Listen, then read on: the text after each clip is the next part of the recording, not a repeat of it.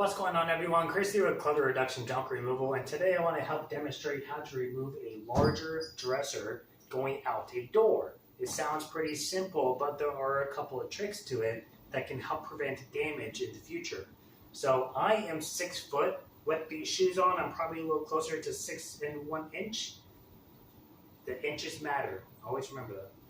This dresser, I already measured it, is 6 feet 5 inches.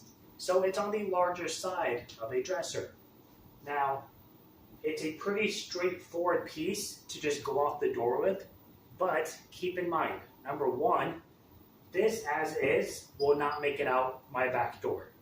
On top of that, when I have it up on a dolly, which is already going to be a couple inches taller, by the way, but having it on a diagonal makes the piece taller naturally because now you're pulling the point up. So this actually ends up becoming a challenging piece for some people. And I want to help show you guys a way you can get it out through doors without having to worry about clipping it on the top frame that you can do by yourself if you don't have anybody there to help you carry it. So we're going to get into that. I'm also going to show a couple of small tips just to help prevent property damage along the way. The first thing that I just want to mention really quick is if you have if your client has hardwood floors or unfinished woods or laminate flooring or tile or whatever, you never want to take your dolly and just shove it under the piece like that. You're going to scratch up the floor. Our floors are invincible, which is annoying because we hate it, but I can go like this and not scratch the floor. But you do that on wood or unfinished tile or natural stone, you're going to scratch it. So if you take your dolly and you try to force it under a piece, or even if you sit it up just a little, you try to force it, you're going to cause damage. So I want to show you guys a quick little trick. It's actually a 2-part sequence. So the first thing that I'm going to be doing is pushing up on the piece like this. You see that gap down there? I'm lifting it up in the air. The second thing I'm going to be doing is with your hand truck, I'm going to keep my foot on the axle and push it with my foot. So as I'm holding the piece up, it gives me a free hand. I am simply going to lift the hand truck up just a little and slide it underneath the piece. So I'm not scraping it on the ground. And if you're removing, I'm not scraping it on the piece either. It's going to glide right underneath, just barely elevated so it's off the ground. And I can do this with just my foot. My hand's just holding the piece up straight. So I'm going to line myself up. I'm going to lift the piece up just ever so lightly. Lift up my hand truck just a little. Slide it underneath. Set it down. And then I can start to pull. Now, whenever you're lifting a heavier piece, there's really just 2 things to do. Number one, keep your foot on the axle as a brake, and then you're going to pull the piece into you with force.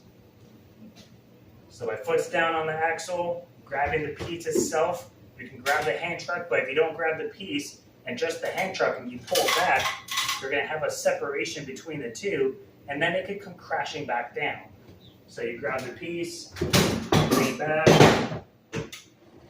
try not to hit the tote behind you. Now, what I am doing right now, because I have a fan right above me, is what you're going to be doing with the door. I am letting the piece come down towards me. I can now let it rest on my shoulder, I can bring the hand down farther, and I can go like this. But this can be kind of uncomfortable. It can hurt your shoulder, and you're really stretching your grip down here. And if I were to let go right now, this piece is going to smack the floor, and it might actually break my tile, as invincible as it is. So what I'm actually going to do is let go of the hand truck, but hold on to the piece of furniture. So I'm going to grab the furniture, I'm going to grab the furniture. At this moment, I am not touching my hand truck at all. Now what I can do is lower the piece down as far as I need to. Let me go ahead and show you guys from the side view. So, got the piece, got my foot on the axle. I'm going to pull back. Notice I'm holding the piece. I'll even show it to you from the side. If I were to go down like this, I'm not going to be able to make it out the door right now. So I would have to go down like this. This is what I see people do on videos and moving in real life. They go down like this. I don't even think you can see, but I'm squatted right now. I'm barely holding on to the hand truck. This is an awkward position, and it's not a safe position, because if my hand slips, the piece is going with it. So instead of holding on to the hand truck, you grab the actual furniture. There's one, there's two. And I now have control. I'm in a much more upright position that's more comfortable and more stable. I can switch my grip, bring the piece all the way down. There is no door I cannot go through right now, unless it is a door for little people. But we don't have little people here, so I can go through the door as is. You just walk yourself back up, pull the piece in, foot on the axle, stand it back up. Super easy. Now, we're gonna go out the door. I wanna show you guys this wide angle because I want you to see what I mean about the fan. You're not just going through doors. That's what you have to watch for.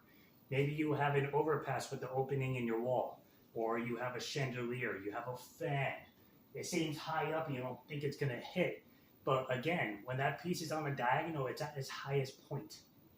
So you always gotta watch out for your clearances whenever you're taking large pieces through. So I'll show you what I mean, and I'll show you how far down I have to dip this piece just to get it past the fan alone. And then of course the door. So I can see where the fan is.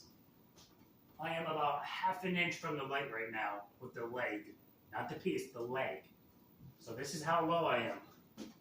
I have it down by my chest. And if I were to stand it up right now, I'll barely clear the fans.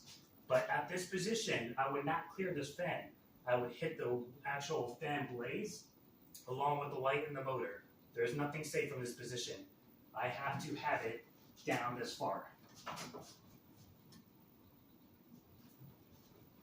So, what I'm going to do now is go through the actual door with it.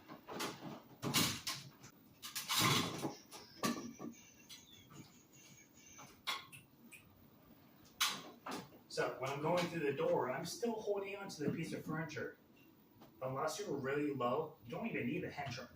But I'm going to push and I'm going to pull back as control so it's not just smacking the floor on the other side. So I push, keep it low, slow descent.